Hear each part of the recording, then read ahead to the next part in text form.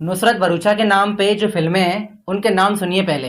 प्यार का पंचनामा सीरीज, सोनू की टीटी की स्वीटी, ड्रीम गर्ल और छोरी, ऐसी फिल्में उनके नाम पे हैं। अपनी फिल्मों से जो वो हिंदी सिनेमा को जो दे रही हैं, जो सिनेमा के लिए कर रही हैं, वो तो तारीफ के लायक है ही, बल्कि वो खुद एक मिसाल भी है उन लड़कियों के लिए जिनको मतलब बॉलीवुड में जिनका कोई गॉडफादर नहीं है, कोई बैकग्राउंड नहीं है फिल्मों का, उसके बाद भी वो खुद की दम पे मेहनत कर रही हैं और अपनी छाप भी छोड़ रही हैं।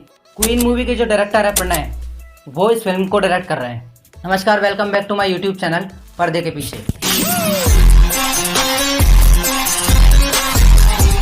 किसी भी बड़े स्टूडियो का इसमें हाथ नहीं है, उसके बाद भी ये इतनी छोटी मूवी जिसमें लीड में हीरोइन है ये रिलीज हो पा रही है।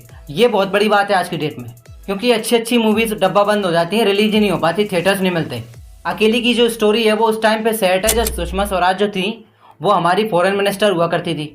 उन्होंने जो इंडियंस जो बाहर फंसे हुए थे विदेशों में, उनको घर लाने में, वापसी करने में बहुत मदद की थी। इस मूवी में जो इंडियंस हैं उनको इराक में फंसे हुए दिखाया है। अभी एक महीने पहले ही मिसेस चटर्जी वर्सेस नॉर्वे करके एक पिक्चर आई थी, उसमें रानी मुखर्जी थी लीड रोल में। उसमें स्टोरी थी ऐसी, एक बच्ची को लाना था नेपाल से, नेपाल में रह जाती है बच्ची, उसको रानी मुखर्जी लेके आती। टेररिस्ट का जो माइंड सेट होता है वो भी इस पिक्चर में दिखाया है। वो कैसे दूसरी कंट्री से लड़कियों को लेके आते हैं, फिर उनको अपने हरम में रखते हैं, ये सब इसमें दिखाया।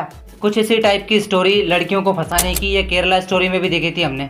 इन सब के अलावा 72 हूरे करके भी अभी पिक्चर आई थी एक रिसेंटली, और अकेली में भी एक हूर की मतलब नज़रिए से कहानी दिखाई गई है। अब क्योंकि मूवी जो है वो एक लड़की की स्टोरी है, तो लार्जर देन लाइफ तो कुछ हो ही नहीं सकता था। अब नुसरत कोई गदर के सनीपाजी जैसी कोई डायलॉग डिलीवरी या फिर एक्शन तो कर नहीं सकती। बड़ी बात यह है कि ऐसी मतलब पिक्चर को प्रोड्यूसर भी मिल गया ऐसी कहानी को, नहीं तो एज ए प्रोड्यूसर ऐसी फिल्मों में पैसा लगाना बहुत रिस्क और बहुत हिम्मत वाला काम है। इस मूवी में इसकी जो स्क्रिप्ट है वो आपको पूरे टाइम बांध के रखती है, एक दो सीन छोड़ दे तो। एक बहुत बड़ी कमी इस मूवी में ये रह गई कि जो डायलॉग्स है ना वो बहुत दमदार नहीं है, इनसे मतलब मूवी को कोई हेल्प नहीं मिल पाई। ऐसी पिक्चरों में खास करके डायलॉग मतलब बहुत दमदार होने चाहिए। उज्बेकिस्तान जो कंट्री है वहाँ की लोकेशन चुनी है डायरेक्टर साहब ने, और वो लोकेशन मतलब इस कहानी को पूरी तरीके से शूट करती है। ड्रोन फोटोग्राफी जो होती है वो यूज़ की है डायरेक्टर साहब ने, और वो मतलब बहुत हेल्प करती है जो लोकेशन है ना उसको इफेक्टिवली दिखाने में। मतलब जो सिनेमाटोग्राफी है वो बहुत बढ़िया है कुल मिला के। बस एडिटिंग कमज़ोर रह गई थोड़ी सी, कम से कम 20 मिनट काटी जा सकती है पिक्चर। और म्यूज़िक भी ऐसा नहीं है जो मतलब मूवी देखने के बाद में आपको याद रहे, बैकग्राउंड म्यूज़िक भी एवरेज है। और अब बात करते हैं हीरो नुसरत भरूचा की एक्टिंग की। हीरो मैंने इन्हें जानबूझकर कहा क्योंकि उनका जो कैरेक्टर है ना वो तो स्टोरी का हीरो है ही। उसके अलावा भी वो उनके खुद के करियर में ऐसी फिल्में कर रही हैं, ऐसे डिसीजन ले रही बोल्ड, जिनमें मतलब बहुत हिम्मत की जरूरत पड़ती है। उसके लिए वो खुद अपनी लाइफ में भी हीरो कहलाने लायक ही हैं। ऐसी हीरोइंस के साथ दिक्कत ये होती है कि जो नए नए डायरेक्टर्स होते हैं ना उनके साथ ये काम करती हैं, वो इनके साथ में हिट फिल्में तो देते हैं, लेकिन उसके बाद में वो बड़ी हीरोइंस के पास पहुंच जाते हैं लालच में आकर, क्योंकि बड़ी हीरोइन का जो कामकाज होता है वो बॉलीवुड के बड़े बड़े ब्रांड्स देखते हैं।